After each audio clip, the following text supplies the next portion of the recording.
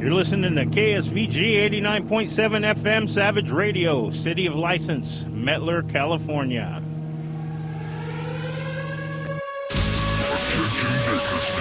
You are listening to the Rock Bottom Radio Show. Rock bottom, rock. When you hit rock bottom and you're ready. The Rock Bottom Radio Show, only on KSVG Savage Radio FM.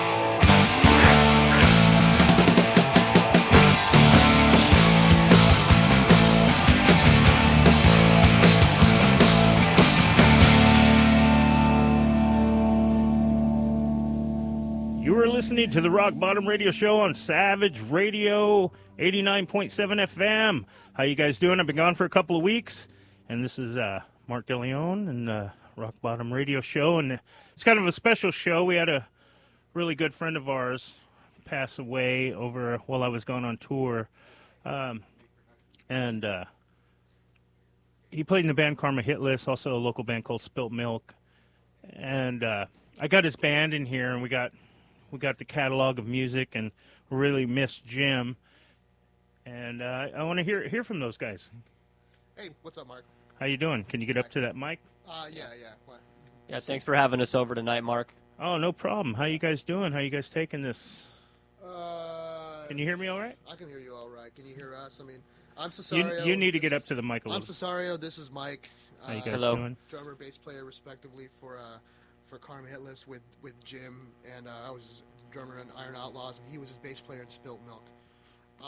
It's been rough, but it's kind of coming in waves. It's one of those things where when we first heard about it, and everybody that knew him was completely numb. We just couldn't believe it. He was so fit, and he was so not the person that was supposed to go so young. I mean, but we've all been coping with it. Everybody's been helping each other with it. He has a huge support system of friends that really love him and love his family. And so they've been taking care of everybody. Everybody's been taking care of everybody emotionally and in whatever way they possibly can. Well, I'll tell you, I was in Spokane, Washington, when I heard the news. I was, going through Facebook, and my buddy Dave DeRue put a link up there, like a rest in peace, and I was in shock. So the first thing I did is I called Mike. Yeah, and I was in Ohio at the time when I found out. Mark had just found out the night after I found out, and being on a business trip like that, it was one of the hardest things I've ever gone through in my life. It's the first time I've ever lost a dear friend and fellow musician. I've lost grandparents, and when that happens, it's very sad, but going through this kind of ordeal, losing such a dear friend, it's really hard to deal with. I don't feel any better than I did when I found out, to tell you the truth, Mark. No, I could totally understand that. How old was Jim? 38. He's only 38 years old. 38 years old, and so far it looks like it's like a heart condition. Yeah, we won't know for another couple months exactly what caused it, but I mean, it was definitely from what we know, a heart attack, and he didn't even see it coming. I mean, he was in such good shape, like Cesario said. And did he surf? Yeah, he surfed every other day or every day. That was his job. Yeah, that's what his job was. His job was surfing. His job was to test surfboards. So. He would run about 8 miles at a time, a couple times a week. I mean, this guy was in better shape than anybody I know. Yeah, it's a brick house, man. Yeah, just so you all know, I have Karmahitlist, the remaining members in the studio. Good evening. How you guys doing? Doing well. Got Thank Alex you for having G. us, Mark. Thank you for having us, man. Get a little closer to the mic that way. Yeah, you would think my years in radio I would be closer, right? No, just not a little the faint. greatest. We're a low budget station here. Nah, dude, it's all good. I really like this place, man. It's dope. I really want to, on my end, and I'm sure Mike and Cesario and Ty can attest, and the rest of Jim's family, we really appreciate you reaching out to us and bringing us in. I mean, it means a lot to us. I mean, when we got the news, it was pretty tragic, and, just seeing the four of us together gave me goosebumps. I mean, you guys just got back together. Your plan was recording more. Yeah. Matter of fact, I think Mike, we talked maybe 2 weeks ago about finishing up some projects, and when this came about, it just stunned us like bad. Yeah, I can only imagine the horror that the family is going through, and the band members, I hate to say it, secondary to the family, because he did have two beautiful sons, right? Miles and Cole, they're 8 and 6. Now, see, I've known Jim for a lot of years. Back when he was in Spilt Milk, I used to just tattoo him all the time. He would just show up, it's time to do more, and I was always down for it. It was just a pleasant person to be around, and it was just really hard, and. It's hard. It's kind of difficult to deal with, because I actually played in the band for a short time, very short, and it's tough to process, it's tough to process all the way through because it's just so big that it almost doesn't feel like it's true sometimes. I look at pictures of him, and it's like it still feels like he's here. Yeah. But then when the reality kind of crashes in, it almost becomes overwhelming, and then it's shut down, and then it's like I have to go around it. There's going to be a memorial for him in Huntington Beach on September 14th, where they're going to spread his ashes. Where anybody that knew him and loved him are I'm sure are invited to go down there and be there for the ceremony. And I'll be posting stuff on my Facebook to let people know where it will be at, and if it's going to be private or if it's going to be public or whatnot. It's actually open to everybody, and it's at 10 a.m. September 14th, north of the pier, There we go. right in Huntington Beach. We're gonna paddle out his ashes on a surfboard and spread his ashes, and that's the way he would want it, I guess, if he knew he was going to go, which I don't think he probably thought about that. So Yeah, that's I think But- the last thing that went. Well, I wouldn't say the last thing that went through his mind, but in the last year or so, I doubt he, from Yeah. knowing this guy the way I did, there's No, he didn't. No, there's no way. That was a farthest thing from his mind. In fact, he was having a kind of like a resurgence of everything was going well for him, really well. His music career was doing well. He was spending time with his kids a lot more professionally. His job was amazing. He was having his personal life was doing really good too. So I'm pretty sure that it was one of those things. I'm almost positive that he was in a really good space. So which makes it even more tragic. Well, I guess I don't know. It would Well, that be was a tragic Cesario outcome. Garza, and Ty should be back here real shortly, and we're going to play a couple of songs. What's the first song we're going to play, Mike? This is off of our first recording that we did back in 2002. It's called Worship. We recorded it at a local studio called B2 Studios, not too far from here, underground. And A block away. Yeah, it's a block away from here. Now, was that your first band recording with him? First song you guys wrote? What's the story? Well, this song, Jim and I had wrote some songs when we were coming out of Spilt Milk. We were living in Orange County, and we wrote a few songs together. And when we moved back I moved back to Bakersfield first, and we were having plans of doing another band here in Bakersfield. So he told me to come home and be a dad because I had a baby on the way, and so he told me not to worry, that we'll start a band in Bakersfield. I moved here. He followed shortly, brought his girl and everything, and we wrote these songs. So this is probably the third song that we wrote together, and we really finished up once we got Cesario and Alex to play with us about a week after we moved back. All right, well, this is Worship by Karmahitlist.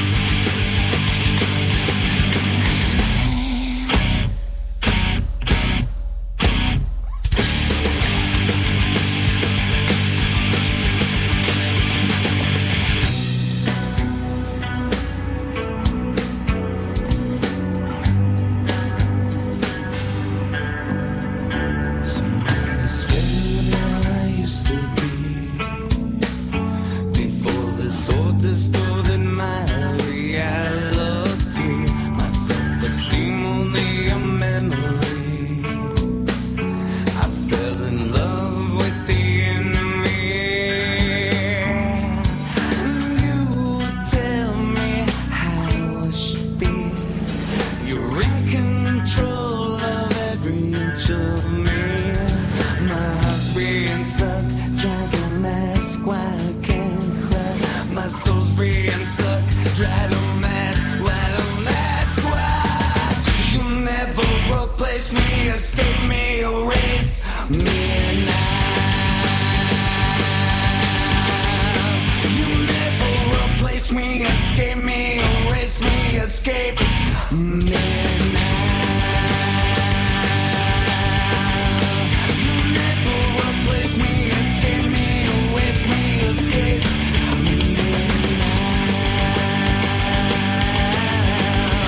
You never replace me, escape me, erase me, escape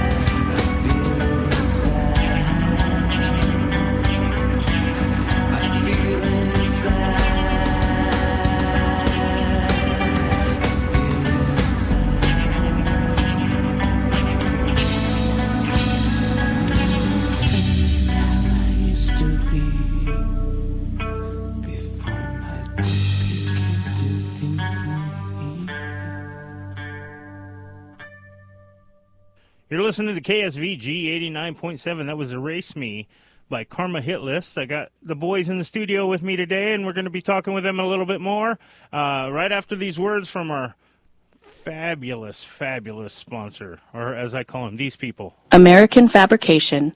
Steel fabrication, stainless, carbon, and aluminum. Custom sign welding, shearing, press brake, and steel plate, and angle rolling. Powder coating is also available.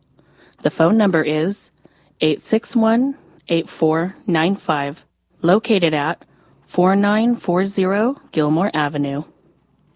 Muertos Kitchen and Lounge. Burgers, Mexican favorites, seafood, and playful menu options. Extensive beer selections and seasonal wines. The phone number is 324-2557, located downtown at 1514 Wall Street, between I and Chester. More information available on their Facebook page. Critty Design and Print, specializing in designing and printing flyers, invitations, business cards, banners, brochures, vinyl stickers, magnets, and much more. The phone number is 487-0999 or email info@crittydesign.com. Are you interested in being a Savage Radio sponsor? Becoming Savage Radio sponsor helps to keep us on the air, but it also adds community recognition to your business. Call our business offices at 661-873-5784. That's 873-KSVG. How you guys doing? This is Rock Bottom Radio Show on KSVG 89.7. I also want to make an announcement. 89.7 presents First Friday at On the Rocks, Friday, September 6th, with the Bird Channel and Snake Oil Salesman. Snake Oil Salesman from Los Angeles, from Huntington Beach, California. Oh, yeah. It's at 9 p.m. It's $5. It's 21 and up. You get all kinds of drinks and all kinds of fun stuff, all that kind of good things. So how you guys doing? I got Karmahitlist. Hello. In the Hello. studio. Greetings. Ty's somewhere MIA. He's downstairs. He's It's a cat. downstairs. He's tripping. Yeah. He's taking it rather hard. Yeah. Well, I think we all are. Yeah, we all are. It's very understandable. Got Mike, Cesario, and Alex in the studio right now talking with you. Hello. That last song we played was "Erase Me." Yes, sir. Yes. Yeah, tell me a little bit behind that. Well, that's one that we started working on once we became a full unit, complete band. And He said unit. yeah, I did. Good one, guys. Yeah, we were becoming a rather huge unit at that time, and I think Cesario pulled out the acoustic guitar and followed one of my bass progressions. I was just playing like a, actually I take that back. This is the song that we wrote to Ty's vocals. No, Ty started singing. He had the lyrics already written on his notepad, and he started singing whatever was in his head. And I just remember starting to follow him with the progression on the bass, and then Cesario pulls out the acoustic guitar. Well, there was a recording where he did something with Mavis and Rowan after a round Videodrone had stopped, and the music was completely different.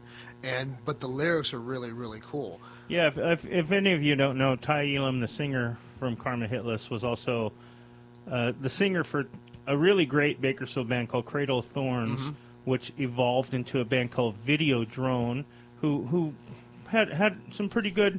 They had a couple of hits, I Yeah, think. Faceplant. Faceplant was Yeah, they really got dope. picked up by Korn's record label, Elementary. They were the Yeah, first, that's first kind of good to artist. have good friends in good places. They had a good video. Ty Jonathan Down. Down. I still have that on VHS. Really? Yeah, I showed that to So Ty when our that's first. how long it's been. Yeah, and it's crazy I because bet the hipsters are saying, when "What's VHS?" we got what's Betamax. Yeah, when we got back together, last summer? Yeah. Yeah. I pulled that video out, and Ty was just like, "Oh, dude, that's crazy! I didn't even know you had it." It's like the EPK for the whole thing. Yeah. So. Oh, I remember the it was cool. It's kind of funny how what goes on like within this little circle of friends right here, that they all evolved from other bands. Like Ty evolved from Videodrone, Cradle of Thorns. Cesario, Mike from Mike from Spilt Milk. Both of them originally in Edema. Me later on in Edema. Me at one time in Karmahitlist for a short time. Yeah, we're 6 degrees of separation. From Yeah, the radio. One degree. I Yeah, think. and Mike Take and, it way No, back one to degree. You want to take it You back would take before it- that? me Me and and Alex Mike- were in BPD together back in the mid '90s. Yeah, with The Jamie whole and rap RB metal. Betrayed. I Yeah. was in that for a second too. It was See? horrible. There we go. It was the worst thing. I went, I showed up, I played. I went, oh God, No, God, I this mean, is horrible. with our Yeah. BPD days, I think there was a time where we did a show. I want to say it was with Cradle of Thorns at the Roxy, and they were charging us like outlandish costs for drinks. And Ty was like, "Dude, I'm just gonna walk downstairs," and we got like a whole bunch of towels. And the security guard caught us lifting the drinks from downstairs, and we were pulling them through the bathroom. And they wanted to kick us out of the club, so that's a little Ty Elam history back there. That's how far back we go. I'm still a big fan of the throwing dead grasshopper story at the Whiskey A Go Go. Yeah, he you was know one- what? I think that evolved from me when I got fired from the Nile Theater because they thought I broke in, but later on they found out it was the manager. Well, I was wrongfully accused, and there's nothing worse in the world to me Yeah. than No, unjust absolutely. accused on my part. I was like, I look at the hole in the ceiling. Could I fit through it? I'm a rather large guy. Right. And so what happened was I went to the theater. We had 50-cent movie nights on Wednesdays. I don't know if any of you ever went there. Oh yeah, I So, think I saw just Last movie I saw there was Evil the Dead. Unforgiven. I Yeah, think I think I think the Evil one I Dead saw for was me. just one of the guys. Well, so I'm down. I'm walking. I'm mad. Got my last check. I walked down to Thompson Petland when it was still open. The old Greyhound, if you guys didn't know that. So I was like, I'll take $10 in crickets. So I had this big bag of crickets. So I let them go during the 50-cent movie, and they were just going crazy, and they So could it never was get you. rid of it. Yeah, it was me. So I don't know. It was. I don't know if I don't know if I ever told him that story. So You're the great cause minds of think the- alike. Well, and anyways, getting back to the story, he had these lyrics, and it wasn't. He kind of evolved them a little bit. He changed the lyrics around just a little bit, and then Mike and I and Jim were playing acoustic guitar and kind of came up with this bare bones thing. There's a recording of it. Hopefully, it'll see the light of day when we put out a collection and put stuff online. All the stuff that we want to do that was going to be put in the future. Ty's been planning on re-recording some of his vocals for some of our older stuff, and we'll be releasing them with the benefits for Jim's sons. Hopefully they can use it for college or music gear or tours or whatever. But hopefully that the acoustic version of it will see the light of day sometime. It's on Yeah. your CD. We plan on putting our studio sessions. I mean, between the recordings that we did with Ty and the recordings that were done with the singer that replaced Ty in 2003, named Sean Starkey. Been that long. Yeah. We have. Wow. There's going to be at least 8 quality studio cuts on the album, and then we'll probably throw some of the stuff that we did in rehearsal as we were working on these songs, getting ready for shows. Alex had some pretty decent recording gear that we could at least capture our ideas. I mean, it was just a one microphone in the room recording, but they sound pretty good. I think they're good enough to polish up and add to the album and just kind of They can be mono-y-mono. mono. That's what they're going to be, You know- but we can make them sound good. You'll get the point. These guys kind of made my day tonight because I totally forgot that I recorded bass in L.A. I know I did some shows or a show or whatever. You did it a went. couple of shows. You did features. Did I do a couple of shows? Yeah, yeah. Okay. See, that's how I don't remember things, but they gave me a recording tonight. I don't know how many songs. I had a day to learn. Two. 2 songs. Two songs, yeah. These You had guys to learn hit me after with me, Mark. Yeah. These guys hit me with you got a day to learn these songs and then go play a show in L.A. I'm like, okay. Better than 4 But- hours. But yeah, better better than 4 hours. Thanks, Dave, if you're out there listening. But what's the next track we got coming up? Okay, next track. Oh, our hit. Sick Like This and Headless Skeleton. And Headless Skeleton, I have to say, personally speaking, is one of my favorite songs of any band of all time. It's a wonderfully. It's just when we got back together last year, I put it upon myself to learn all the songs, so that way I could kind of figure out in case anybody forgot how to play them. And the structure and the chords that Jim used on his guitar, lots of 9 chords, lots of add 2 chords, weird 7 chords. When you listen to it, it doesn't sound that complex. And it sounds gorgeous, but there's a lot going on in the song. It's even got a coda, for Christ's sake. It's got a coda. Wow. Can you believe it? Ooh, it's like they went all Fleetwood Mac on us. Led Zeppelin. We did that kind of stuff kind of without trying. You That- know, it just whatever sounded good, it came out. And Sick Like This was the one that That was our very first song we wrote. Yeah, and recorded. And the funny thing about the shameless Fleetwood Mac plug, Mike used to play out of a cabinet that was owned by Fleetwood Mac. That was bought from That him. was it was bought from But you. That came from what's Michael Jackson's brother? Jermaine Jackson. Was it Jermaine Jackson or what's the other one? Tito. Tito. That was Tito Jackson's bass cabinet. But he got it from Fleetwood Mac, who sold it to Tito, who sold it to my buddy, then I bought it. And then you sold it to me. And then I sold it to you, then it got stolen. It got stolen out of our trailer in Oildale, and all that was recovered was the trailer. Speaker cabinet was long gone. And then, didn't I send you a link on Craigslist? Couple months I ago. swear that's the same cabinet. It was close, but it didn't look like it to me. Speakers could have been changed out. It could have been it, but it didn't look the same to We'll me. see. That was a great cabinet. Yeah, that sounded wonderful. Original Ampeg SVT. Yeah, it had a really warm We sound. have 6 degrees of separation from Tito and the unknown bass player from Fleetwood Mac. From John McVie. Yeah. All right, here is Sick Like This. from Karmahitlist.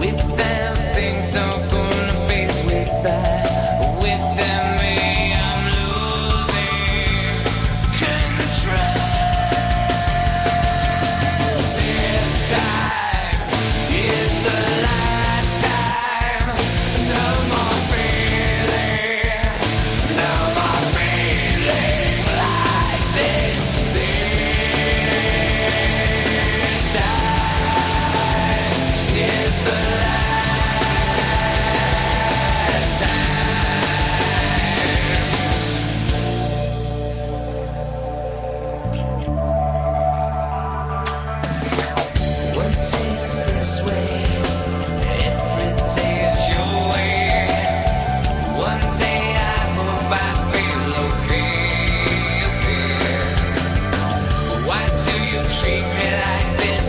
No way out, no place to miss. I'm losing control.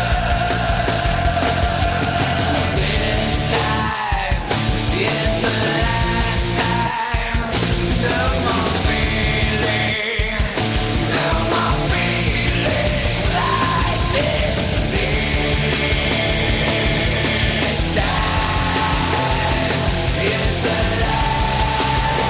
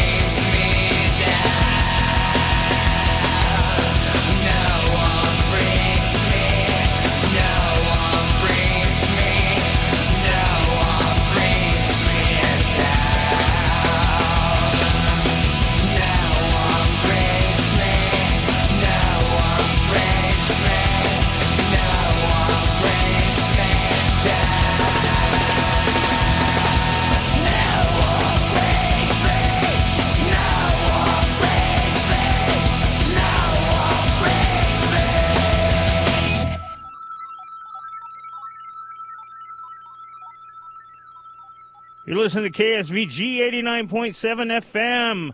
That was Karmahitlist, which I got the band in the studio. We're talking about our good friend Jim Fendrick that just passed away unexpected. So we're going over a bunch of music by him and just a few stories and reminiscing about the past.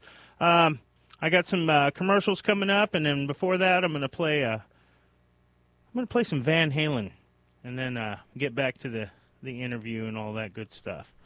Here's Mean Street.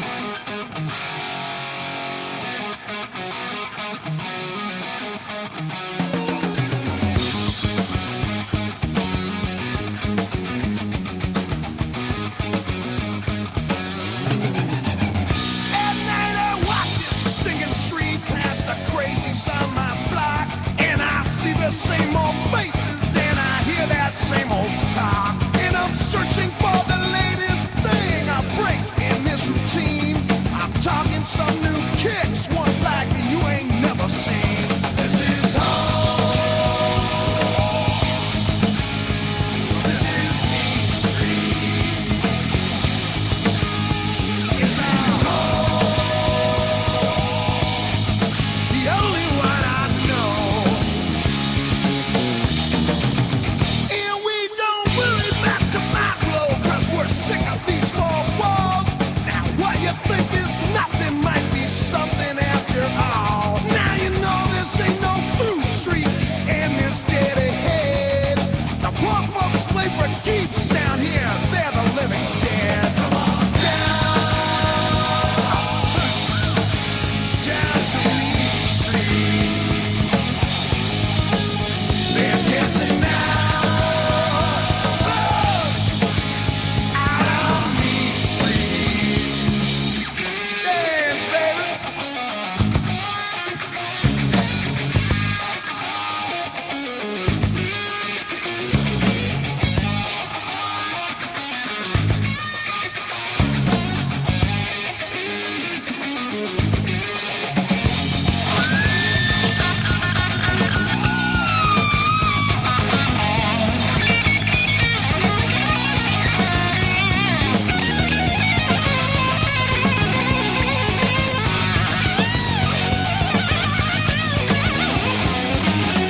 It's always here now, my friend. It ain't once upon a time. It's all over, but the shouting.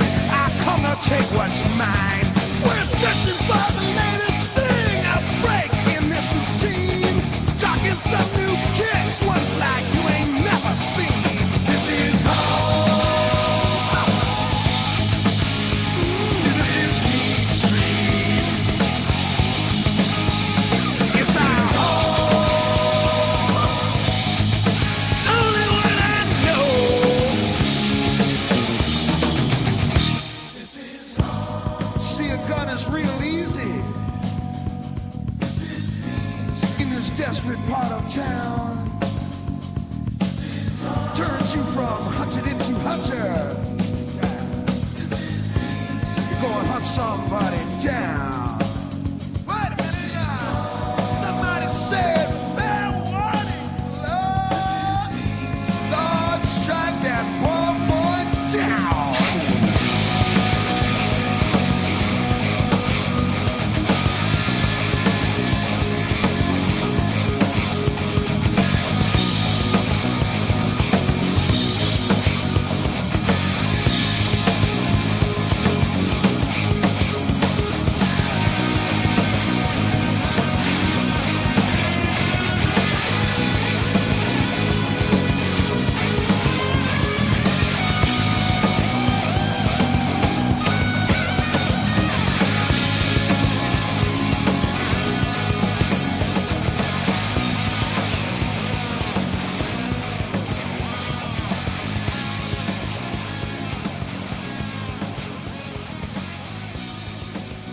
That was Van Halen with Mean Street on KSVG 89.7 FM.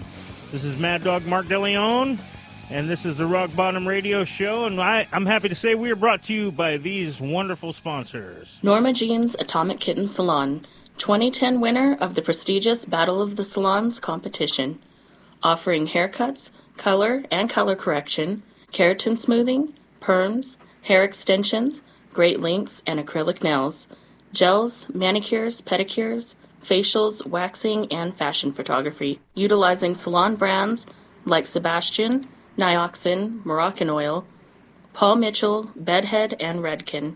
Located downtown at 1316 19th Street. The phone number is 323-7653. More information available at atomickittensalon.com. SJCH Ice Center offers public skating, skate lessons, birthday party packages, youth hockey, conference rooms with fundraising and multiple events held throughout the year. The phone number is 661-852-7400. Located at 1325 Q Street. The website is sjchicecenter.com. Naked Owl's Tattoo. In business for over 17 years, custom tattoos in black and gray and color. Piercings and microdermals are available. Friendly quotes and walk-ins are welcome. Open Monday through Saturday and open late on weekends. The phone number is 327-9403. Located downtown at 1820 I Street. The website is tattoo.com/nakedowls. Norris Barbershop, Oildale's full-service barbershop, established in 2010 by owner and operator Chris Vaughn. Norris Barbershop's service is personal and focused, with a one customer at a time policy. Family-oriented, specializing in men and boys haircuts, tapers, flat tops, military high and tights, straight razor shaves and fades. Hours are Monday through Friday, 9:30 a.m. to 5:30 p.m., Saturday, 8 a.m. to 1 p.m. Located at 316 Norris Road, 393-5601. NorrisBarbershop.com. All right, you're listening to the Rock Bottom Radio Show, and I got the boys from Karmahitlist in the studios. How you guys doing? Very well. Hello. Very good, very good. Good to see you Now, guys. Good to be with the brothers. Yeah, it's good to have you guys in the studio. I've been I mainly do a rock show, rock, metal, heavy metal, hardcore, but I also play a lot of Bakersfield, whether it's Big Jed, Premonition, Chaotic Evil, Hosbruten. I do. You said Chaotic Evil. Yeah, I said Chaotic That's Evil. good. I mean, I've gone back to Primer Gray. I've hit all this section now. What This about is, the pictures? I play Burning Image now. Oh, okay. Okay, so it's the same thing. Yeah. Okay, so this is also not just a rock metal show. This is also a laydown of Bakersfield history and demo tapes and just stuff I like to put out there. But I can generally say, in my career of music and how long I've been playing, I've always known where I lived in East Bakersfield was more like Central East, but I always known of this little kid who was not such a little kid, because I think you're the same age as me, that lived by Foothill.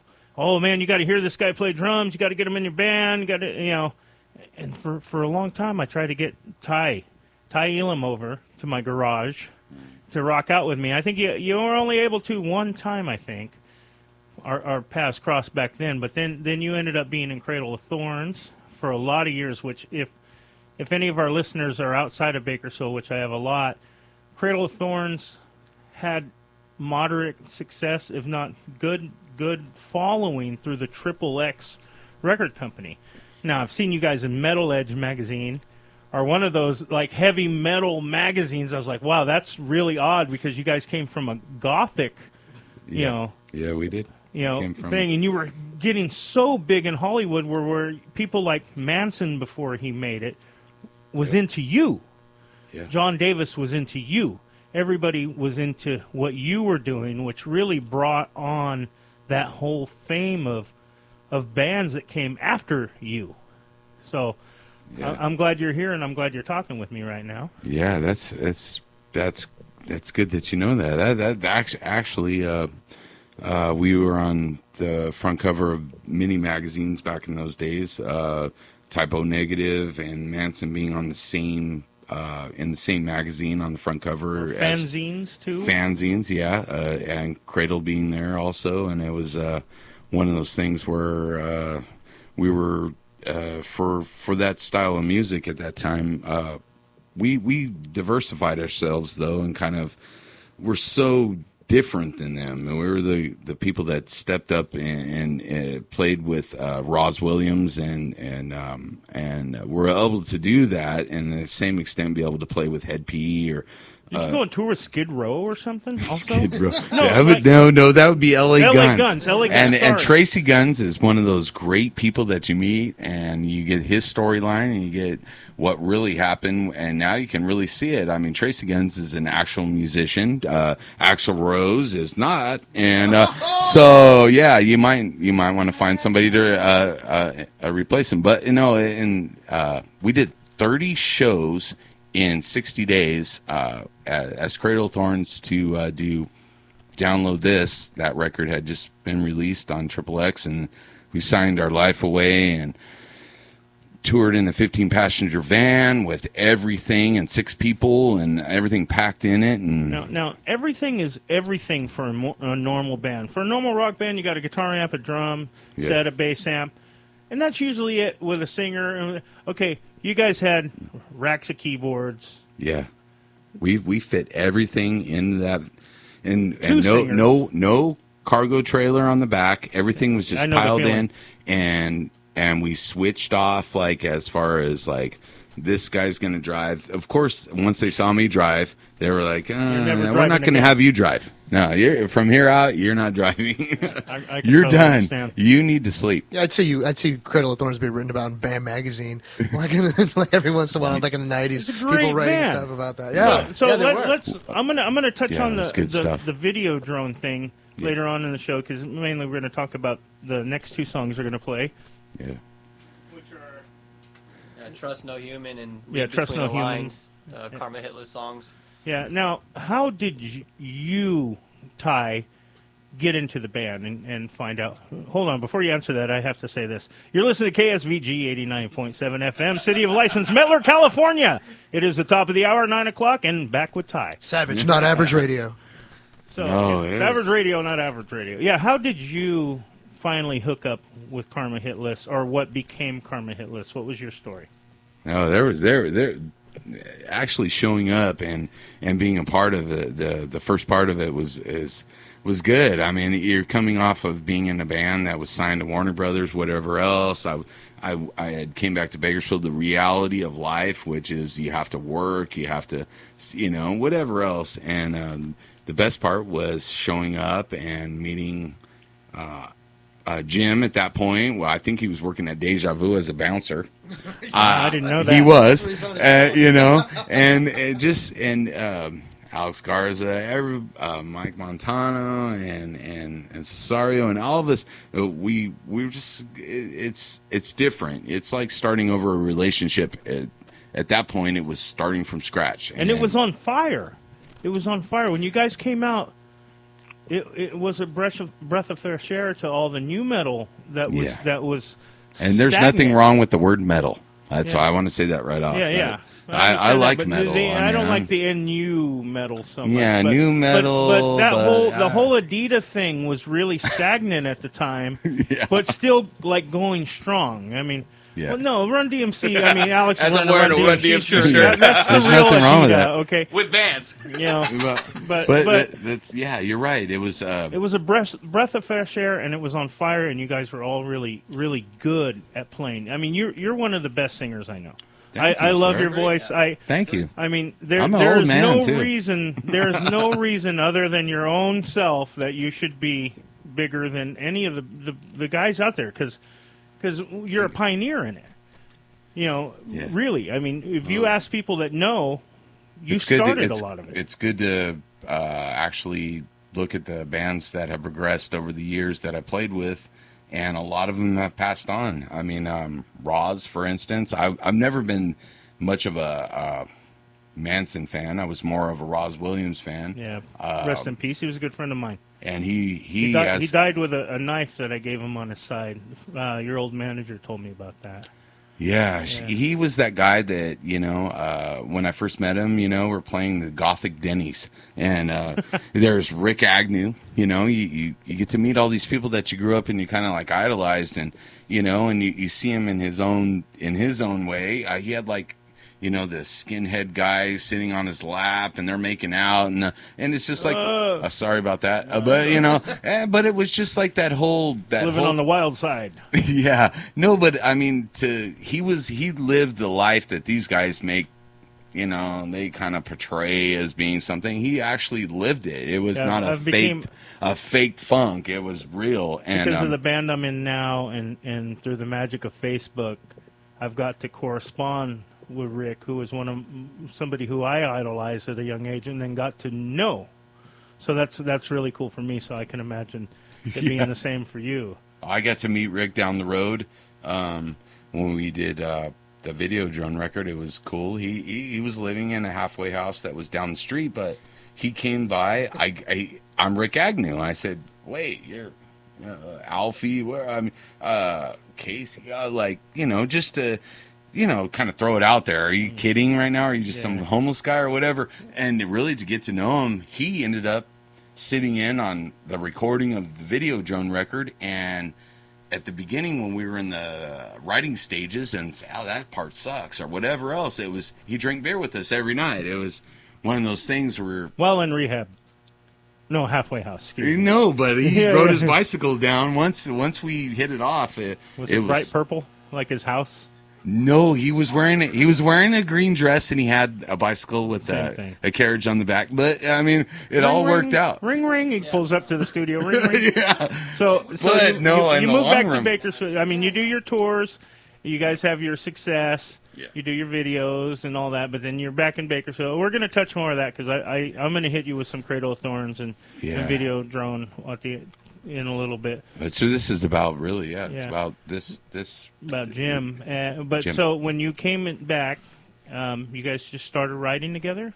Well, get a little closer, Mike. Yeah. Well, what happened was, Jim and I had moved back to Bakersfield from Orange County, and we auditioned one drummer. And on our way to audition that drummer, we stopped at Guitar Center, and I ran into Cesario. And Cesario was like, "Well, what are you doing back in town, Mike?" I said, "Well, starting a band.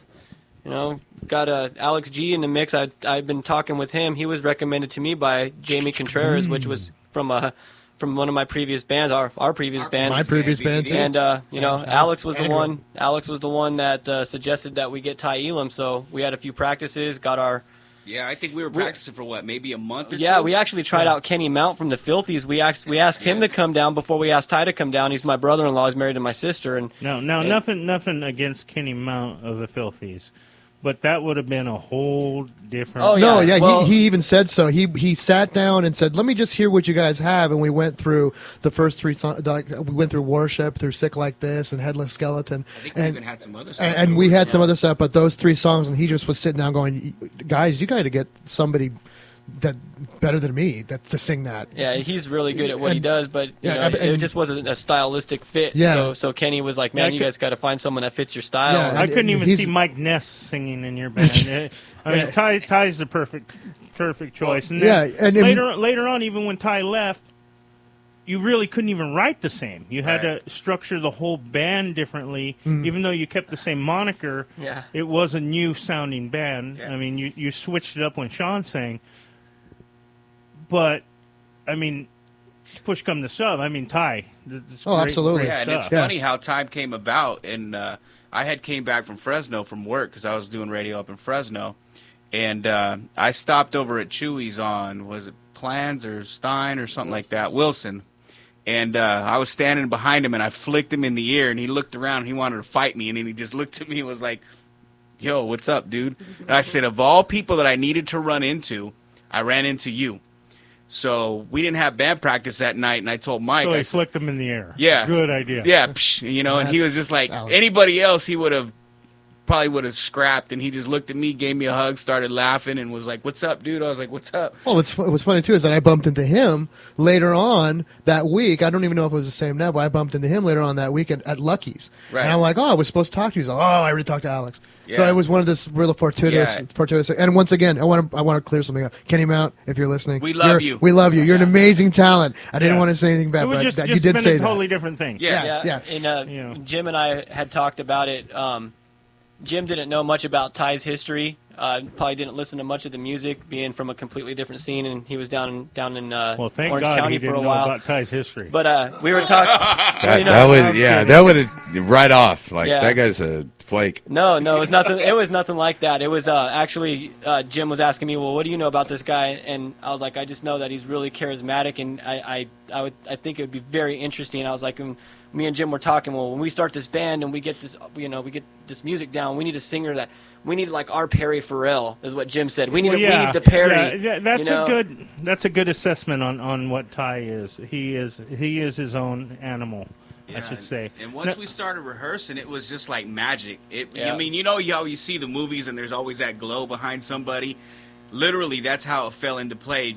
I think like the first song that we wrote, I think the four of us, Jim, Cesario, myself, and Mike, we looked at each other and we just smiled.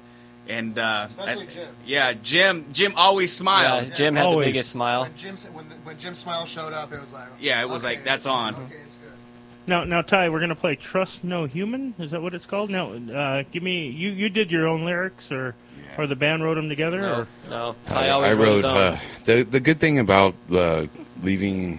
Well, it's not a good thing, but after Videodrome broke up and kind of went their ways, to be in a band with a guitar player that when you go to write something, guitar players, they're either one way or another. They're either that guy, I'm the man. I'll turn when you go to record, everything's turned up to their, the guitars are real loud or whatever.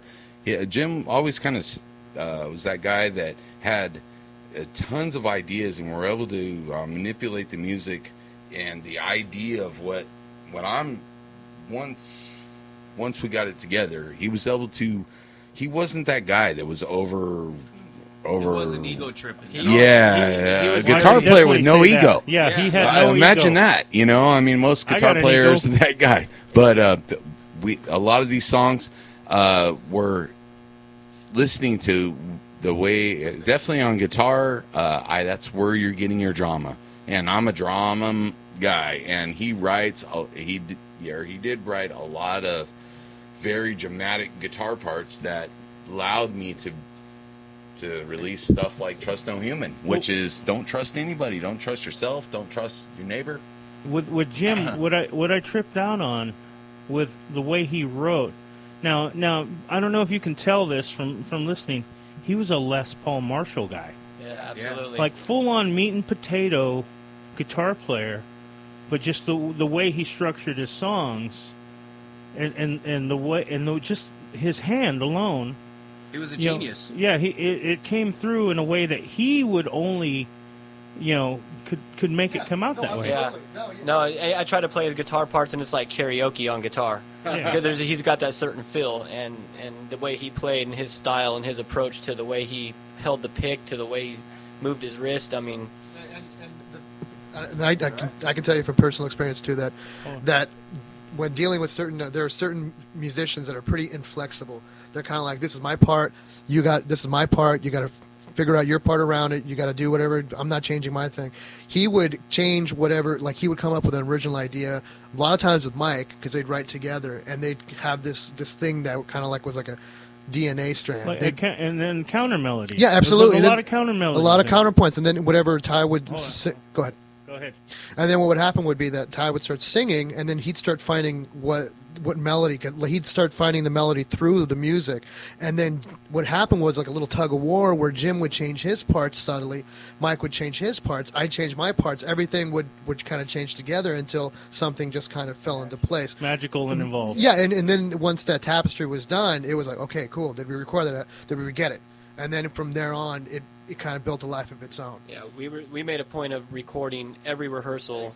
I mean, every rehearsal we Alex had a digital capability, so we didn't have to worry about tape so much. I always had my tape player as a backup, so I can take my own stuff home and not wait on Alex to get me the digital. But we have hours of rehearsals, and we really analyze ourselves like a football team. And you can get the box set soon. Yeah, what's crazy is like Mike lived like a block away from me. So there were times when Mike would just come over in the morning and he and I would just play out, and then Jim would come by in the afternoon, and it'd be the three of us. It'd be Jim, myself, and then by that time Cesario would get off work, and then we'd be jamming at my house all day, and then it'd be time for our rehearsal as a full complete band. And it was just, we were like a continuous machine, just going and going and going. And even when we reformed last summer to do this reunion show that we did at On the Rocks in October, it was the same thing. I mean, we came in, did what we had to do, and it was like when you ride a bike, you don't forget. Everything just meshed together, and it was great to see the five of us back together. And, we had talked about it just out of the, if I get a little teary-eyed, I mean, we got together at my house, and it was where we began as the four of us. I heard all about it. One of my best friends lived with you, and he would go, "They don't let me sleep." Rest in peace of my cousin David. See, the best part about that time frame too was like all the miscellaneous characters that were over at Alex's house, his brother, Dave, everybody, and it was kind of like that environment that where everybody just kind of got together, and no one fell out of the cycle. It was a barbecue. It was good times. It was man. fun. It was an accomplishment. To show back up, Trust No Human. That song right there. Yeah, let's play Trust No Human. We're going to play Trust No Human and Read Between the Lines by Karmahitlist, and we'll be back. Milk. And then we're going to play some Spilt Milk, and then we're going to play some Karmahitlist when they had a different singer, Sean Starkey, and then we're going to play some Bad Brains because Jim liked Bad Brains. And it's all about Jim, brother. It's all about Jim, and rest in peace, Jim.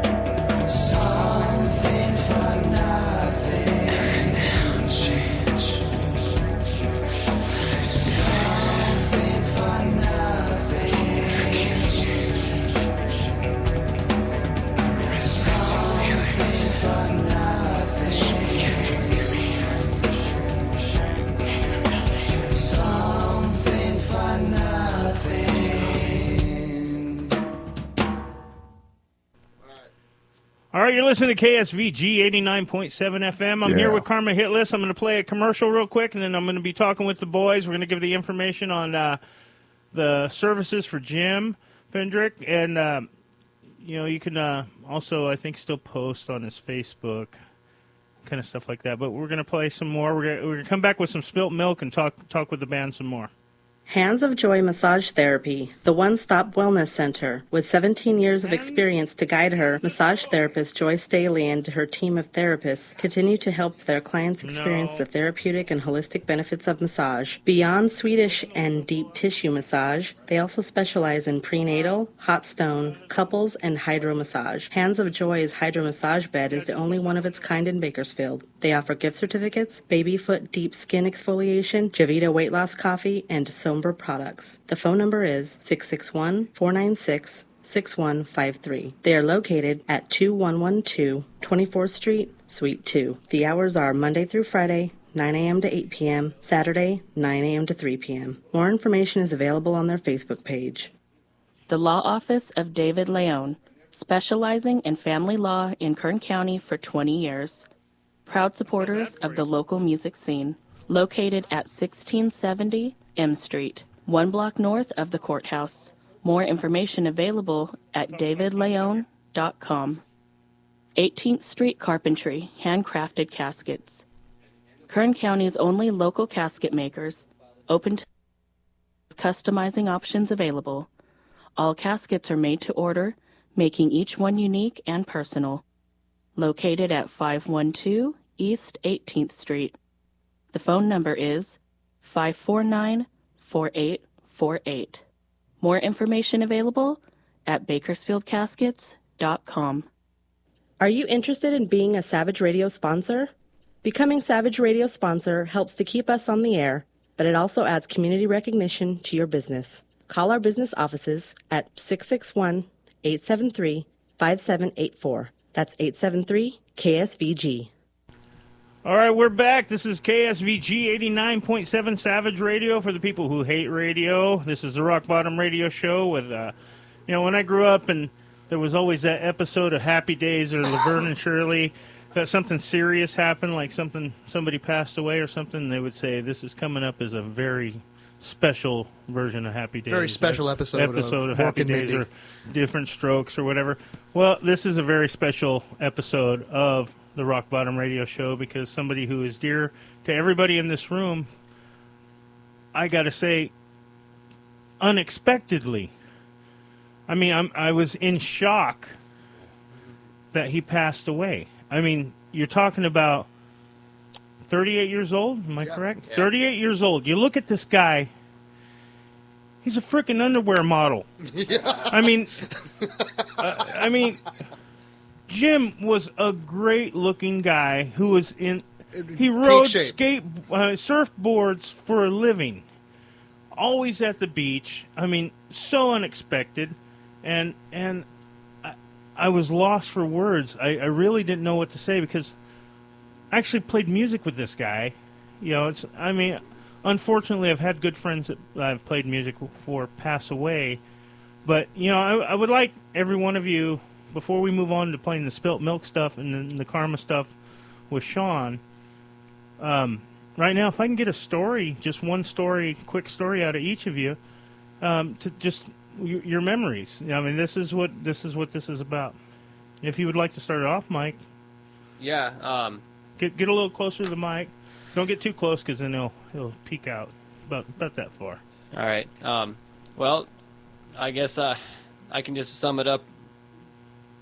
The relationship that I had with Jim, it was pretty special. I'd played in a lot of bands before I met Jim, and he was one of the nicest guys that I've ever played music with. He's very generous, very honest, and he was a big inspiration on me as far as how to conduct myself as a person, not just on stage or anything like that, but as a person. I looked up to him. He was like a big brother I never had. And, I wouldn't be where I'm at today without a lot of his influence and him, kind of being that big brother figure and making sure that I made the right decisions for myself, or at least made me think about them before I made bad decisions. But just the years of playing music with him, I was always so happy to be playing with him. I mean, every time we met up for rehearsal, anytime we were just hanging out just to hang out, he was one of those guys that just, I would feel good. I would feel so happy when he'd come around, or when I knew he was coming over. You know, I just don't get that feeling with everybody. So I can go on days about stories, particular stories and adventures that we'd been on. I can start off with the first. I guess I can give you a quick one in regards to Spilt Milk, which we're about to listen to right now. When we recorded this CD that you're about to hear a cut from, we recorded this in Orange County at a really nice studio down in Fountain Valley. I can't remember the name of it right now. It's slipping my mind, but we ended up taking these tracks on a 2-inch and taking them into a studio in Santa Ana, and a guy named Cameron Webb had produced these.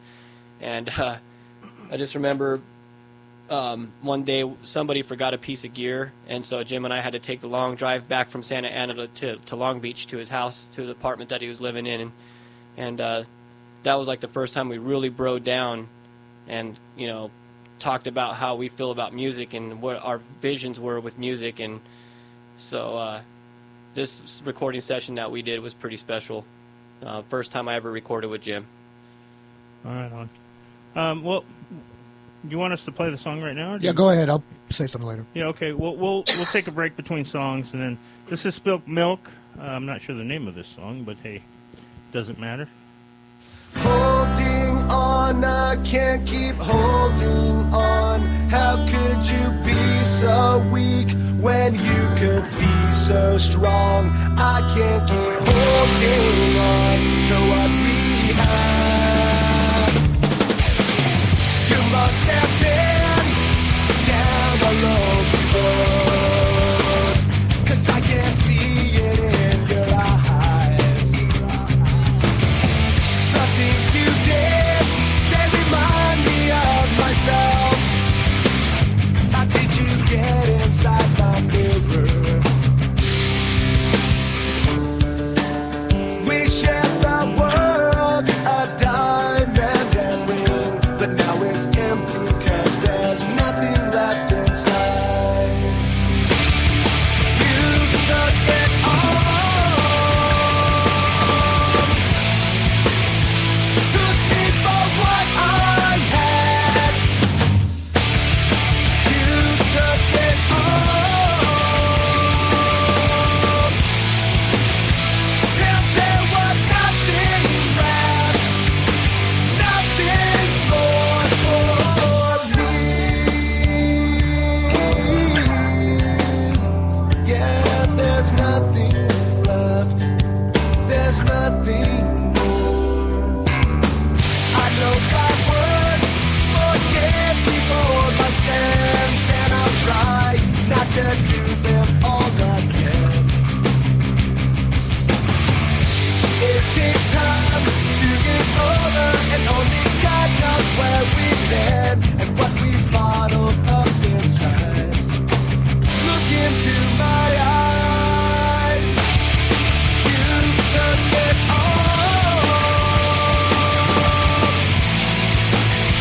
took me for what I had. You took it all, till there was nothing left, nothing more. Holding on, I can't keep holding on. Holding on, I can't keep holding on.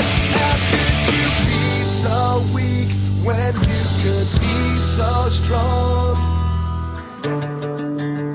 We shared the world, a diamond and ring, but now it's empty 'cause there's nothing left inside. You took it all,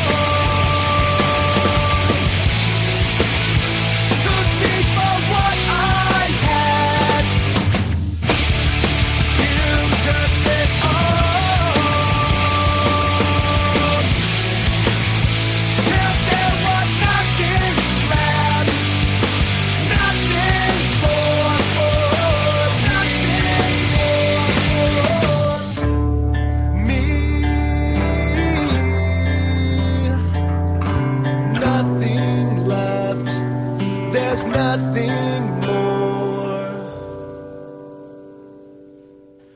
All right, that was Mirrors by Spilt Milk. And that was Jim's, I don't know, would you say was his first band with you? Because you've been playing with him the longest, Mike. Well, yeah, that was the first band that Jim had joined, and he was in that band for a few years before I joined him. And Sean Cummings is the lead singer at the time. What a great singer. Oh, God, he's so talented. He's a good musician. I wish he was here with us. I know. I mean, he's alive and well, I think. Yeah, he is. Yeah, no, I know he is, but, you know. But, he randomly drunk calls me once in a while, I got to say, and, hey, we got to start a band. Yeah, where are you? That's about all I hear from him. Yeah, Sean, if you're listening, give me a call at the shop. I changed my number because of you. Oh! Okay, but no, I'm just kidding. I didn't really change my number, but I'm without a phone right now, so when you can, give me a call. I hope you're doing well, Sean. Haven't seen you for a while. Yeah, I know. We all miss you. I want to hear you play some more. Yep. Now, Cesario. Yes, sir. Why don't you share a little story with me, and then we're going to move on to another Spilt Milk song. Yeah, it's I've got plenty of memories of playing shows with them, and most of the shows went by really, really quick. But like I was saying before, the main memory that I have that pops up is when we would drive down to L.A. for either rehearsals or for shows, and I'd ride with him. He had just gotten his Sirius radio, and we'd play comedy. And we'd play comedy, and that was one time. It was the first time we'd ever heard Mitch Hedberg, and both of us were just listening to this just utterly hilarious, utterly just devastatingly funny stuff coming out, and we both just look at each other after every joke. It was the whole escalators are never out of order; they're just temporarily stairs, and he'd have that laugh that he'd laugh, and we'd just kind of look at each other and listen, and we'd listen to other kind of music. We remember one time this Killing Joke song came on, and we both just lost our minds going, what song is this? And I think it influenced some of the other stuff that we did after that. But more than anything else is my memory of him more was the quieter times whenever we'd be hanging out after, when he'd just be coming into Bakersfield and visiting and just having the time of just talking. And he was the kind of guy that wouldn't look, he would look more to see your point of view.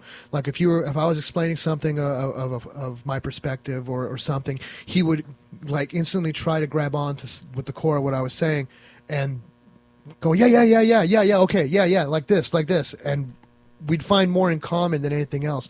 But if it ever came down to actually having to be inspired or, kind of, what's the word I'm trying to think of? Like somebody got your back. He'd also say some stuff to really kind of boost you up as well.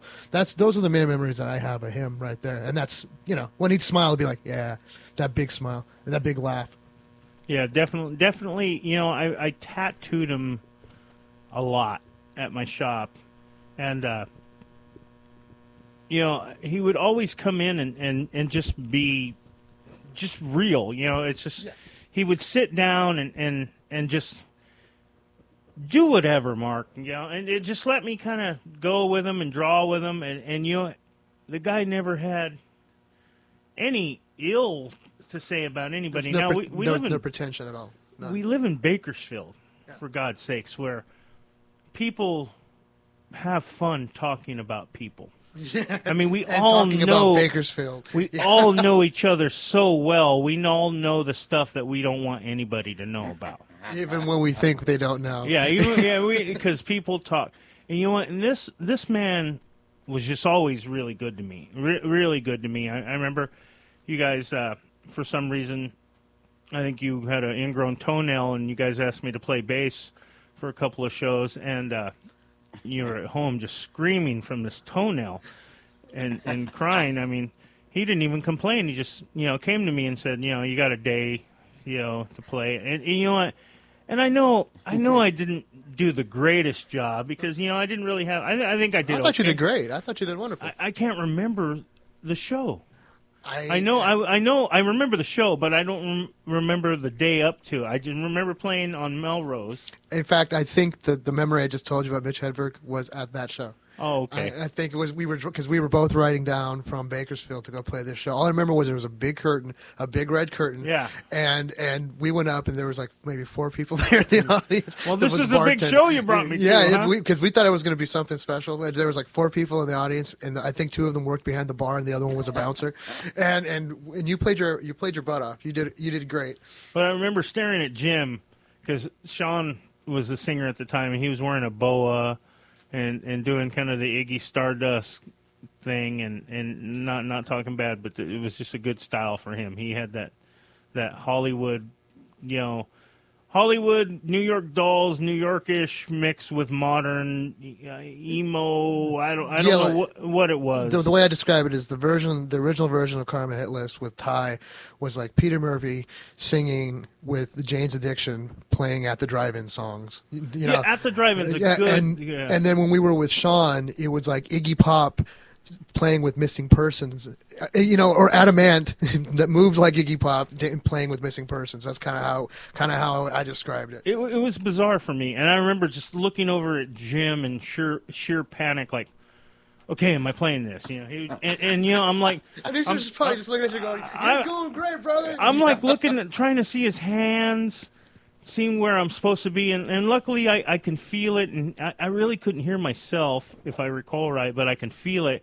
I remember wanting to look at his hands, and I'm like making facial expressions like, hey, show me your hands, or trying to look, and he's just smiling, rocking out, and it didn't matter if there was 2 people there.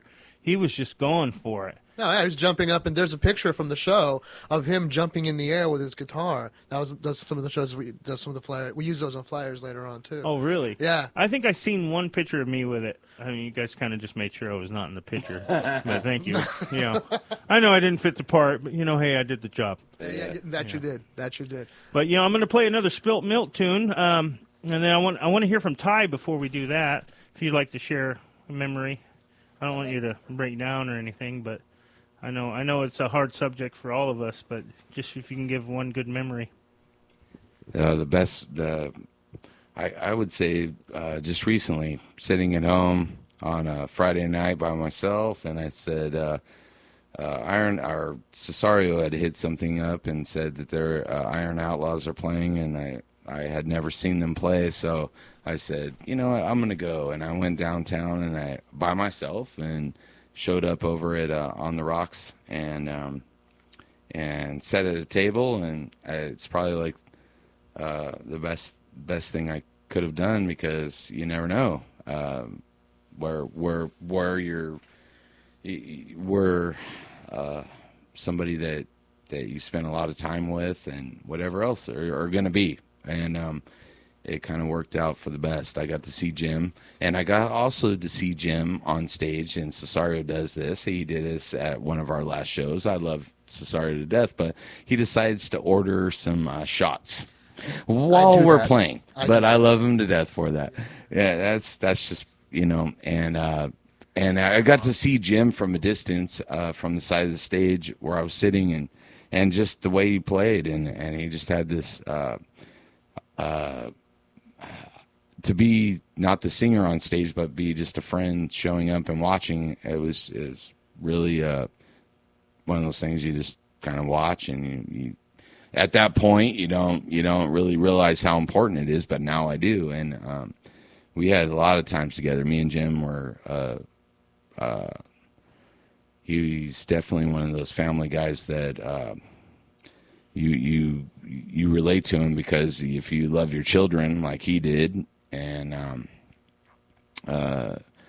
you relate to somebody that has that love for their children. They don't talk about this girl or that girl. One of the first conversations me and Jim always did have with each other is after he did have children was his children. So it's one of those things that I'll always remember. And he has two little boys, and they're already picking up the guitar, and hopefully they'll be better than him. That's what I'm hoping. We'll be jamming with them someday. Because that's probably what they inherited, is not only their father's good looks and his guitar playing, but his guitars and and his good heart. He had a great soul as a person. And Anyways. we're not just saying that. We're not just saying that because he's gone. He truly was. No, the that guy guy- we He all really was. looked up to. He was the man in the band that would be. He never started a fight with me. He was never that guy. I could rile up anybody, no matter what kind of people they are, and I could start, just by some of the words or whatever. But he was that guy that he's one of those guys that you just don't want to do that to, because the silent ones are the ones you want to watch out for. Yeah, but He kept us in check. but he just always had this smile, and he always had something nice to say about people, and that's Bakersfield's never known for that, but he definitely is one of those guys. And Spilt Milk and Sean Cummings, he talked a lot about Sean. He said Sean was probably like the best musician, or one of the best musicians he ever played with. Good songwriter. And Sean had a heart, as far as what he was singing about was not just something that he made up overnight and it was trying to fit within a circle. It was something that he felt when he sang it. And he always said that, even about Sean. Starkey, also the same thing. With every project that he worked with, he was always that guy that felt what they were talking about and was able to work his ideas within that spectrum of what they wanted. And that's a true artist. It's not, he blended his style in there, and that's it. And I definitely will miss him. And this, when we finish this Karmahitlist record, maybe Mark DeLeon can play some parts on it.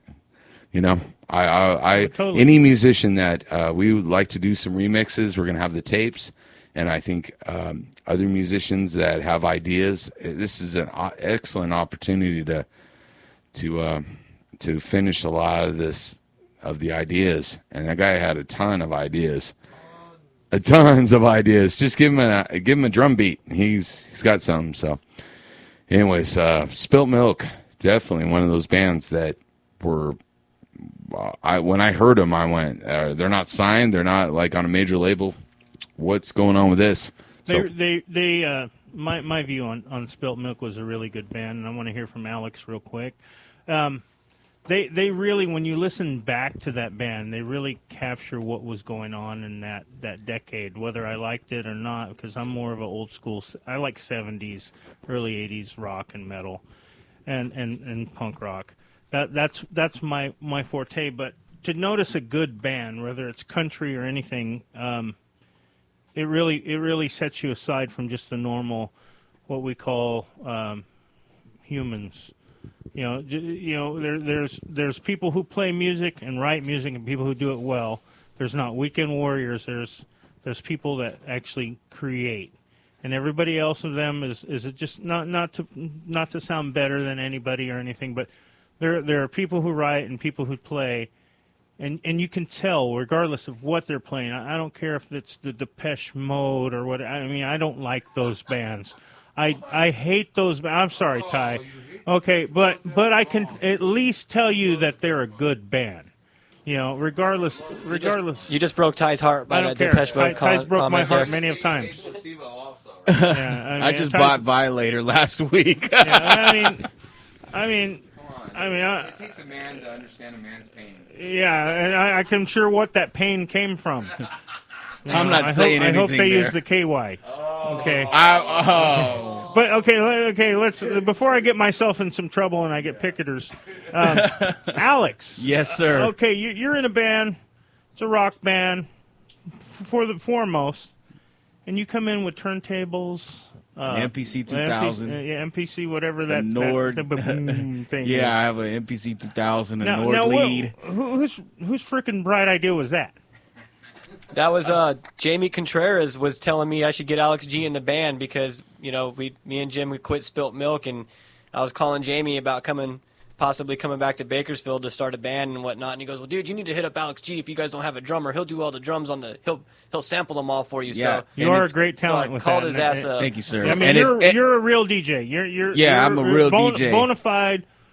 You get paid for it, You've been doing it all your life. Yeah. You're not just some kid with a turntable going wicka wicka wicka wicka boom. Nah. Now, even though we like to treat you like that, me and your cousin. Yeah, God my rest his cousin soul. Dave, may he rest I in mean, peace. You guys used to give me a we, lot of we flack like to for clown. We get our clown shoes on. Yeah. We're sitting there, just hit that one button in the middle of the song, and you're in the band. Yeah. You know, but you did a lot more than that.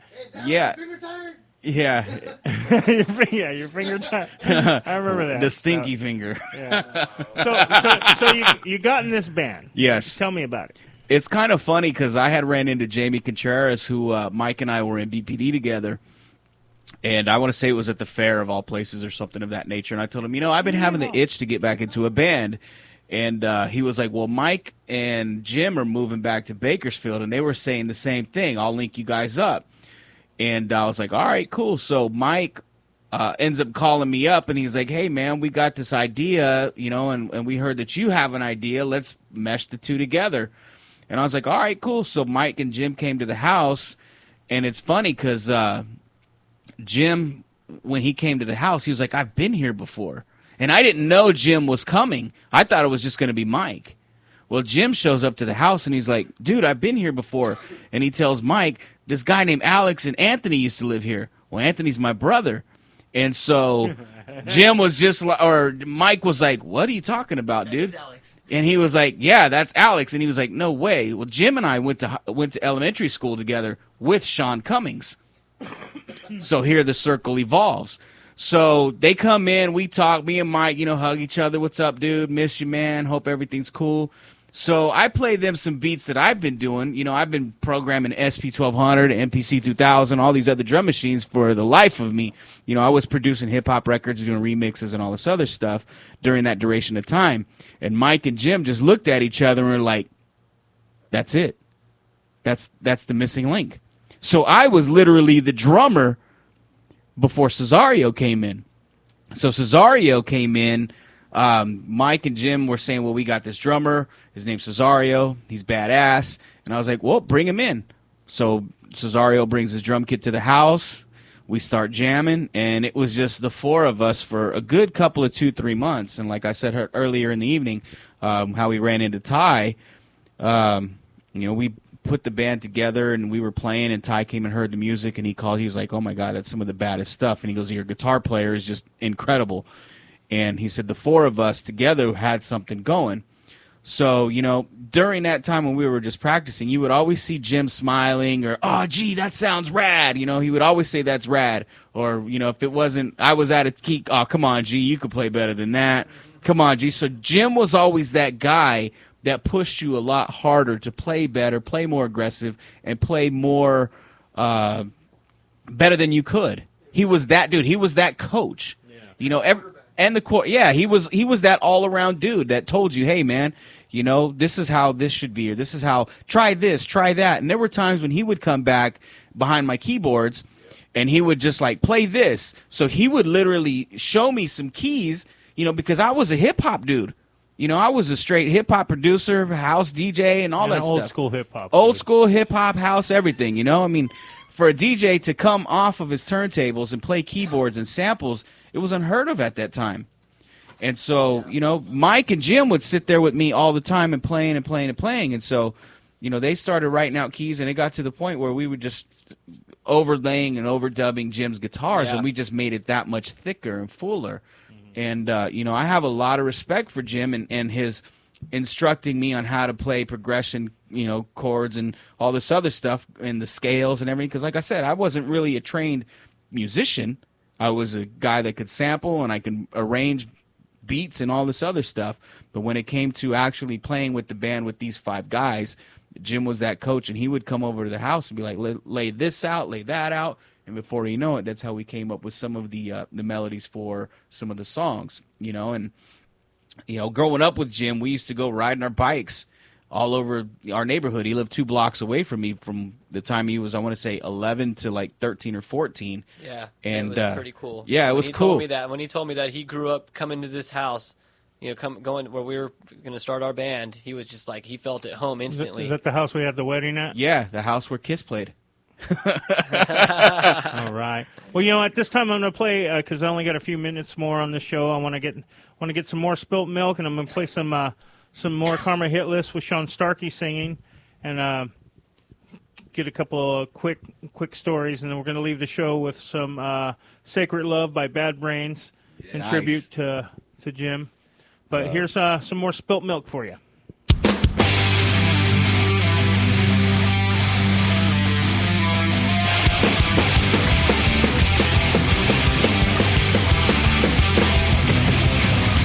Mike and JT, rest in peace today. Something tragic took them home. I miss my friends like the ink under my skin. They are always by my side. Never thought that this could end. Memories, some good and some bad. Why do the good times always have to win? Why do the good times always have to win? Why do the good times always have to win?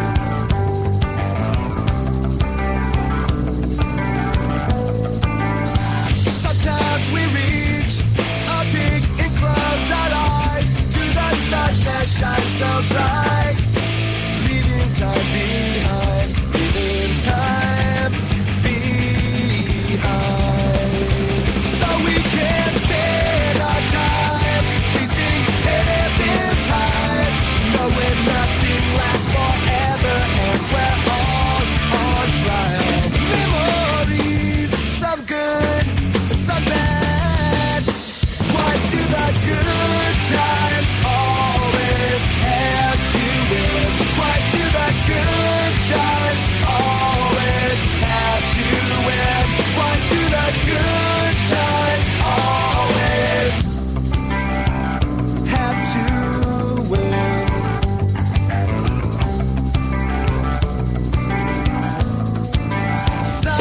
Someday it's going to be a bright, sunny day.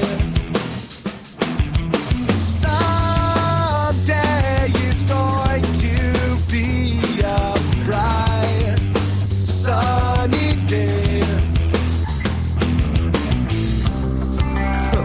And what's a bright day?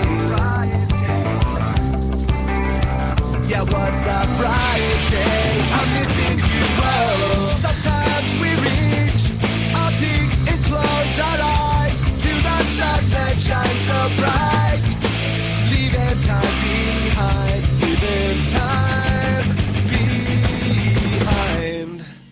So we can spend our time chasing heaven's highs, knowing nothing lasts forever, and we're all on trial, knowing for sure that the path we've taken has to end in losing this trial. Times always have to win. Why do the good times always have to win? Why do the good times always have to win? Why do the good times always have to win? Have to win. Have to win. Good times always have to win. Why have to? Good times always have to win. Why have to? Good times always have to win. Why have to? Good times. All right, you're listening to KSVG 89.7 FM Savage Radio. That was Spilt Milk. What's the title of that song? Does anybody know? Something Good Times? Good times always end. Good times always end, and that, I mean, it might seem kind of fitting right now, but obviously we have to move past and keep making good times. But we can always look back on the real good times with Jim. We can be here all night sharing stories and stuff, and that was Spilt Milk, and that was Mike. You were in that band, Ryan. Anthony Cutshaw. Yeah, and Sean Cummings. That's all I'll mention from that band. I'm not Okay, giving yeah. anybody else any credit out of that band. Okay. By their own demise, But I should look past that too. But no, no, I won't. But we're gonna move on. We're gonna talk a little bit about. There was a Karmahitlist numero dos. Yeah, there was with Sean Starkey singing. I want to. We've been talking a lot about the original Karmahitlist with Ty and Alex, but I definitely don't want to discount the times that Jim, Mike, and I played with Sean, and the times that me, and Jim played with Sean as well. We came up with some pretty good stuff. And he was him and Jim had their own special relationship too, and I know that it really his passing really affected Sean. And if he's out there, I hope he's doing better. And I'm going to tell you one memory of this version of Karmahitlist, which I'm going to tell you might have the same name, but it was a completely different band. Yeah, it was. It was a completely different sounding band. It was a complete thing. I mean, they're just two totally different kinds of music. But I'll tell you, I threw a concert. I can't. You guys will probably. I'm bad with years. It was a tsunami relief concert. That was 2005. 2005. Okay, the tsunami hit the Asian islands or wherever that is, and totally wiped out people. So I did this concert at Montgomery Ward Plaza. I remember yeah. And it was a mass amount of people that went to this thing. It was packed, and it was a big hall, and I think it was, and when it was all said and done, I had 1,200. If you counted the money together, I came into the door. Some people paid the regular door amount, and some people paid over. Okay, so some people gave $20 instead of $8. And all that money went straight. I mean, people were like, tripping out because I put it all to the Red Cross. It was 1,200 people paid. I mean, that's wow. whether there was 1,200 people right. or people gave up. Now, when you guys played, I got to generally say it was the highlight of the night. It was watching Karmahitlist at that time because there was so many underage girls there. Okay, it was like listening, and they really liked Sean. And they really liked Sean. I mean, Sean has that body, that V cut into the chonies, that gross stuff that girls like. Yeah, I think they were all there for Sean, not so much for and they Jim. couldn't. And his if chonies. he could have been doing karaoke to the Grease soundtrack at that time, he could have been singing "Summer Lovin' in reverse in Spanish. Mm-hmm. It didn't matter. It was like listening to Ed Sullivan's Beatle crowd. It really was. It was insane. Yeah. But you guys rocked it. It was still the three of you, the foundation of the original band. Oh, even the time over at the Rock and Roots Festival when we played up there and he was wearing the wings and we just got that. People were losing their minds over this guy. But we still had something to say, and Jim still had something to say, and it kind of, you're absolutely right. There were two different bands. The only thing that was sharing was the name. Karmahitlist is this band right here in the room, but the project we had with Sean was viable, but it wasn't the same thing.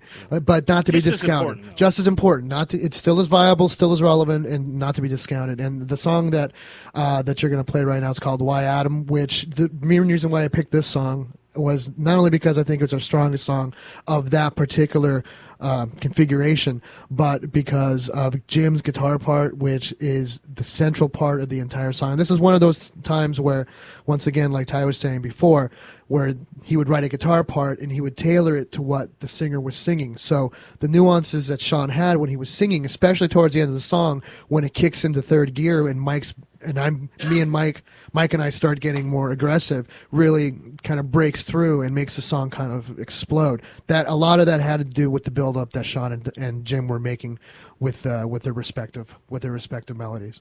All right. Well, this is a song called "Why Adam." Am I correct? Yes. Okay, and then I'm going to play a song called "No Kind of Love," Yep. which is my favorite off this particular CD. I have "Erase Me" is my favorite from the original band, and then No Kind of Love, and then I don't even know what I recorded with them, so I'm gonna go listen to the disc when I get home, and then find my own favorite song of all time. Yeah, you're gonna the songs that you recorded were called Uncle Sam and Contents of Runaway Suitcase, and the song Contents of Runaway Suitcase is you can find a lot of these songs on Karmahitlist, ReverbNation.com/Karmahitlist too. But some of those songs, Jim's singing background on them. Okay. So you'll hear a voice. You're like, that's not Sean. Oh, that's Jim. It's a wonderful thing. Right on. This is Why Adam.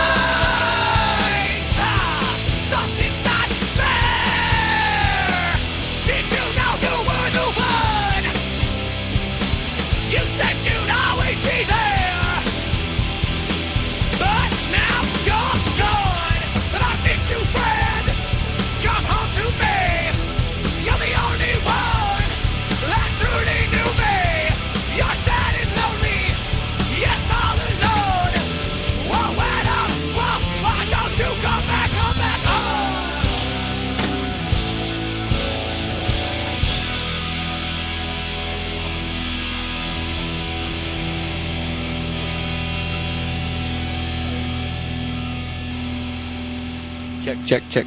All right, that was Karmahitlist with Why Adam. Now, Cesario and Mike, that was still both of you. Yeah. At the time with the band. Yeah, you drove me to that session. I played your drums on it. Did you? Yeah, we tracked that live at Pig Studios, which is the old Buck Owens studio at the time, with Nick Forcello. Oh, what kit did you use? I used the Mapex one, the 24-inch kick with the 2 floor toms. Yeah. Really? Yeah, and we were listening to Neurosis before we went into the studio. Man, I sold that kit after buying it. It sounded great. It sounded good. Not as good as the Gretches, though, No. or the stainless steel Ludwigs, or all the other great stuff I have because I'm so great. But You're the greatest, like Yeah. Oreos. yeah, I look like an Oreo. Now, what's that song about? That song was about a friend of Sean's, a friend of his Yeah. that had committed suicide. Sean was actually, it didn't happen much longer, not much before we found Sean as a singer. And so that was something that was dear to him. That song really was one of our favorites to play when he was in the band. And yeah, but that's where that song came from. Another tragedy, That's the first time I've actually ever heard that song, and I was just telling Mike and Cesario and yourself off the air that thing was bad. It was a good song. Yeah, you actually, when you and Ty left, Did you leave at the same time? No, I think it was a couple of months before, you know, and it wasn't that there was any kind of tension between us in the band. I had another opportunity that came about. You know, with my background DJing and so forth, I was committed to another radio station, so I left. And you know, there was never any tension or any beef between any of the five of us. You know, when I would see Ty or I would see Cesario at Guitar Center when he worked there at that time, or even Mike, like I went and checked out a couple of their shows and so forth. And what year was this? What, 2004? 2003. About 3 or 4, Yeah. somewhere around there. Alex and Ty both left the band at different times in 2003. Yeah, And then when Ty left in April of 2003, Jim and Cesario and myself, we worked really hard. We stayed as a unit. And we practiced. I applaud him. I mean, to see that, to have your lead singer and another, you know, crucial part of your band leave and still stay together as one, I commend them. I mean, these guys are badass. We're not talking any lead singer. We're talking about Ty Elam. Right. Yeah. Okay, who came from a major recording band, who was also a local celebrity. I will say he was. Absolutely. Absolutely. Cradle of is. Thorns goes down in history as one of the greatest Bakersfield Oh, local bands. They were the first mega band, really, in the alternative scene that was happening over Yeah, here. because they really hit like before Nirvana. Yeah, I mean, absolutely. Yeah, in the late '80s, they were every band that I was in the late '80s. I moved in Bakersfield in like '88. I started playing here about '89, '90. You came from Mexico City, right? Juarez, Juarez, Lancaster, actually, same thing. Anyway, but every band was looking up the Cradle of Thorns. They were the paradigm. They were the benchmark of all the local stuff. Yeah. And you know, losing and not having Ty, it was really a huge thing, because it was kind of like Who are you going to try out? you know. Yeah, we tried out a lot of It guys. was the best example. The best example I can think of is TSOL. When TSOL had Jack Grisham, you know, and they had that same sort of really powerful. In fact, Jim always kind of reminded me of Ron Emery. Yes, you he know? does. And so Now, hold on real quick. sure. Anthony, Tiny, if you're listening, I know you play drums for TSOL, but I like the Revenge album. Okay. Mitch, yeah, And I I'm did too. Sorry. I actually met Mitch. It's a great album. Yeah. You know, it's a rock album. It's the metal rock TSOL. Yeah. I like that. I like the Jack Grissom stuff too, but I like the Revenge stuff. That's the same. That's the same way that I kind of felt about us when we were doing it, which is like, Ty was kind of like from the Jack Grisham sort mold of like that kind of gothic, you know, especially like albums like Beneath the Shadows, where they're adding more, you know, the keyboard elements and kind of still doing the gothic horror and like the gothic stuff that they had for Dance With Me. But then when they got Joe Wood to sing, it changed the band in a different direction. They went a little bit more polished. That's why Revenge still is to me one of my favorite albums, just as much as Beneath the Shadows or Dance With Me, or even, especially the first one. But that's the kind of dichotomy that the band sort of had. It still had that same foundation. Now, the direction that TSOL ended up going in after that, with like Strange Love and Hit and Run, trying to go more into the hard rock stuff, was The Cult. the Cult. Yeah. Exactly like that. Which It's was like the Van Halen with David Lee. Yeah. Then you get the Van Halen. I wouldn't say it was the Van Halen with Sammy Hagar. It was the Van Halen with Gary Sharon. Yeah, that's exactly. Which was a great album that people will never give a chance to, but it was a good album. It wasn't Yeah. a Van Halen album. It didn't sound like Van Halen. Absolutely. That's where I was. That's what reminds me of Karmahitlist with Sean. You Yeah. had more upbeat, more. I don't know what to call it. It was just different. Yeah, it was right around, and what kind of killed me was when we were starting to get places, and then the tensions are kind of happening from the outside in. The bands like the Killers and Panic at the Disco just exploded, and we're like, "Oh crap, we lost our window." That was your window. Yeah. That was you before. Yeah. That was that particular band before that particular. Exactly. I mean, when I saw Panic, I mean, I gotta say that's the worst band in the world. I mean, I hate that band. I'd have to second that. I bought an album too and was very disappointed. That's caca, poo poo, caca, poo poo. What about the Killers? I don't like the Killers either.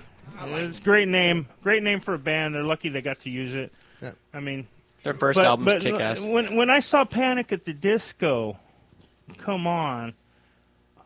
And I know you guys were playing in L.A. already with Sean. The first thing I thought was, oh my God, they saw Karmahitlist. Yeah. I mean, it has to be. It's Yeah. like when I saw Manson for Right. the first time, I was like, oh my God, they saw Ty Elam. The guy Yeah. even's like sounding like Ty Yeah. on the first Manson album. You know, I mean, people might think I'm silly because we're talking about a Bakersfield band. I'm talking about a band that was playing in L.A. that was a staple Right. We were where playing they were playing. a lot. Now, Karmahitlist at this time was playing L.A. a lot. A lot. A lot. And this guy, I think, set the precedence for where other lousy bands, not saying you guys are the lousy band, where copycatter bands with people with no ideas that will just basically meld themselves out of whatever they can steal because, Right. as they say, amateurs borrow, professionals steal. Yeah. I saw that stupid video of that stupid band singing that stupid song, and then I went, these stupid people saw people I know. Whether I agree with what Sean Starkey was doing or portraying himself on stage at, but to my idea, he was kind of a rock star. No, he was absolutely. And He was a rock yeah. star without being a rock star. Yeah, absolutely. Okay, Yeah. he was flamboyant. He was. I mean, my favorite singers are Rob Halford and Freddie Mercury. Oh, yeah, over the top. Flamboyant, Yeah. over the top, And so ambitious, this guy fit too. in. Yeah. So when I saw, like I said, I saw that stupid band doing all that stupid stuff I mentioned. That's really stupid. The suckiest bunch of sucks that ever sucked. First thing you thought of was Karmahitlist. So you don't like this band? No, I hate this band. I mean, I can't say it Do more. they but go boom? if they did, I would not pay attention enough to know. Yeah, you Okay, would- but it would I definitely have an exclamation point at the end of it. I saw Sean, Yeah. and I went, these guys totally copped this guy's whole trip. It was having to kind of follow up and getting Sean was its own kind of fortune. But like I said, this next song that we're going to do here, we recorded the same session we did with Nick Forcillo playing your drum set. And in fact, you were really influential with helping us get this off the ground too, which I we don't want know to thank about you. all that. Yeah, Thank you you, did. Mark. Don't Actually, blame it on me.